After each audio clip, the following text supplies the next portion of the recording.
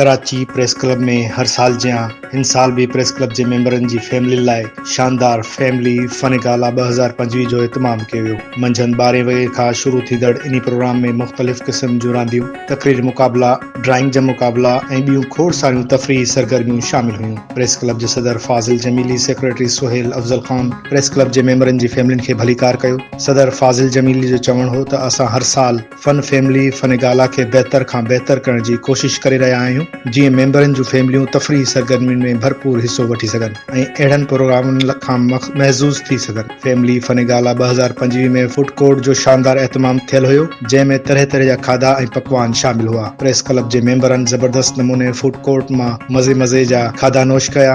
आख़िर में press club जे फैमिलियुनि लाइ म्यूज़िकल शो जो इतमाम पिणु कयो वियो हो, जंहिं में नालेवान ॻाइणनि फन जो मुज़ाहिरो कयो। इन मौक़े ते प्रेस क्लब जे मेंबरनि लाइ ख़ासि गिफ्ट जो इतमाम पिणु थियल हुयो, जंहिं में प्रेस क्लब जी फैमिली मेंबरनि लाइ मुख़्तलिफ़ गिफ्ट में शयूं शामिल हुयूं। राति जो भी प्रेस क्लब जे मेंबरनि जी फैमिली लाइ फूड कोर्ट में बारबेक्यू समेत मुख़्तलिफ़ खाधनि जो एहतमाम थियल हुयो। इहो प्रोग्राम राति देर ताईं जारी रहण बैदि इख़्तिताम पज़ीर थियो।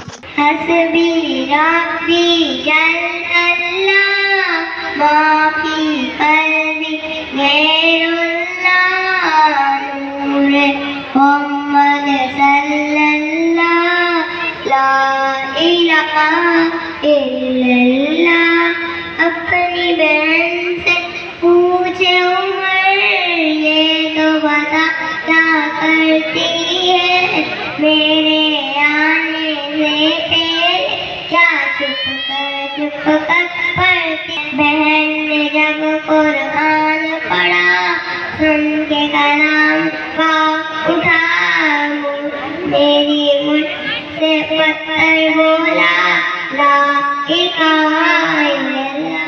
Thank you, बेटा।